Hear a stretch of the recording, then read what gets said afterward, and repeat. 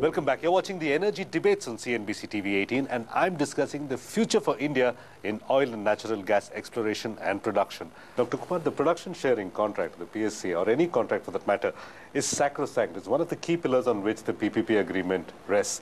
Is there a feeling among foreign investors and among Indian investors that the government can and will renege on those contracts? Not such a strong and clear-cut feeling, but let me first sort of say that, Suresh, that I am more bothered about domestic investors than I am bothered about foreign investors. Foreign investment in our country is at best about 5–6% of our total investment, right? And today what's happening is that because of the complexity, the changing goalposts, etc. So what is happening is that because of your changing policy regime, because of the uncertainty that you're facing, and then the prospect of this price, what Mr. Shyam Saran said about getting more administration and control into it, you will get domestic investors actually moving out. And which is what will happen is that rather than attract more investment into this industry where it is needed, you will generate more employment and greater investment outside India rather than within India. Now, this is something that we really cannot afford at this point of time. And this is true of gas, this is true of oil, and this is, I think, the essence here, Suresh, is whatever regime you choose, you say for the next 10 years, this is what is going to remain in place. Because as I keep saying as an economist, investors are willing to take risks, but cannot face uncertainty. So, Dr. Baru, why is there so much uncertainty in the system? If most investors, both domestic and overseas, are willing to take the risk, they're willing to take the exploratory risk, but they're not willing to bet on uncertainty. Why do we have so much uncertainty in our policy and our regimes? Just as our discussion began from the supply side, a lot of the public discourse has been on the supply side. And I'm glad that Mr. Shyam Saran brought in the demand side, which is really the problem. Because we have not been able to put in place an economic regime for pricing of oil products. The crux of the energy security challenge in India is pricing. And if you don't address the price issue, you cannot address the whole issue of investment and getting in exploration and tapping and getting companies to invest in exploration. So I'm going to dwell on the pricing for 1 minute more. Mr. Shyam Saran, pricing is clearly an economic decision and a political decision. How can we wish away the politics from this decision? I would say that, yes, supply is important. I would not go as far as Sanjay to say that the supply side is not important. Of course, we should be looking at trying to find assets, production assets, both in India as well as abroad. This is important.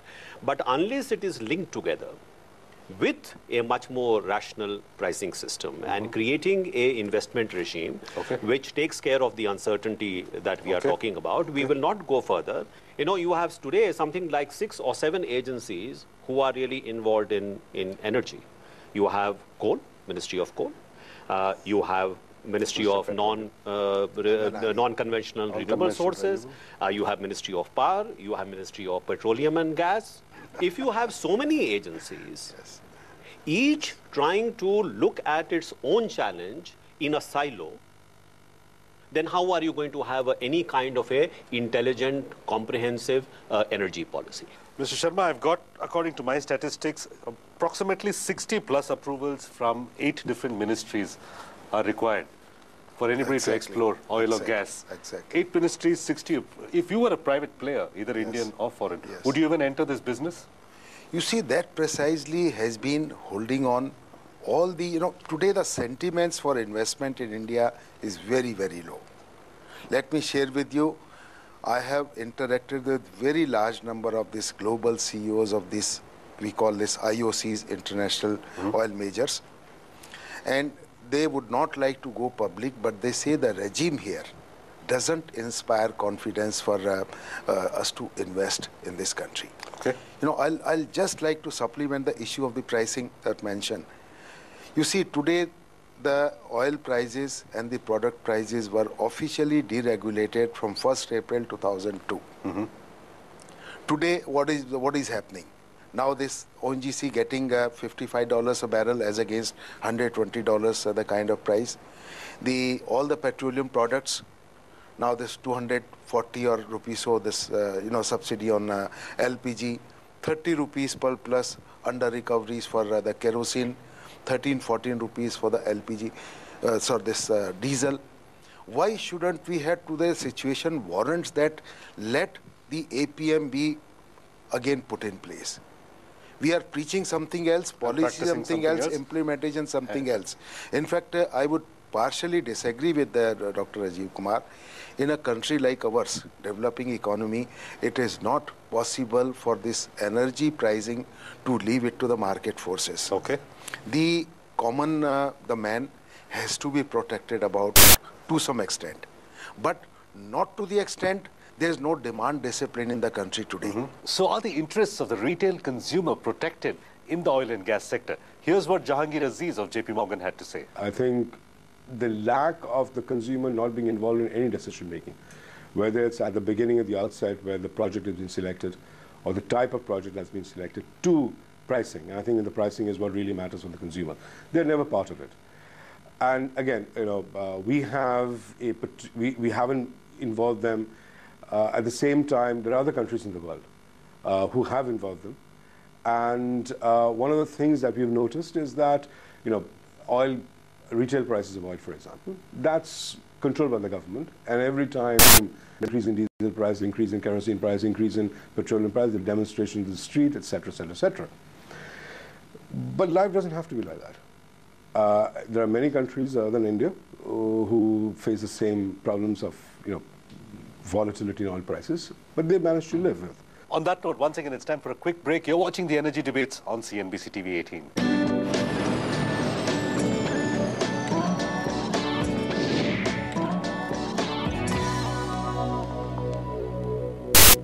Focus, ideate, innovate, improve.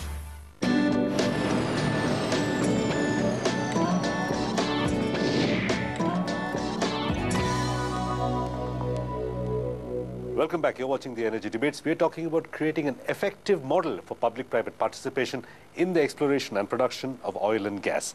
So my next question, Deepak, from the management of price or the mismanagement of price to under-exploration and non-exploration, I'm getting a fairly gloomy picture of the last 9 NELPs that we've had.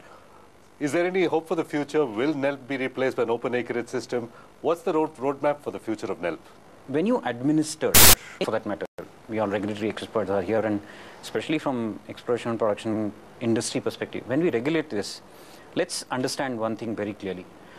The ability of micro-regulating any sector, and especially exploration and production practically, is directly proportional to our ability to administer it. Okay. We may wish and want variety of things to be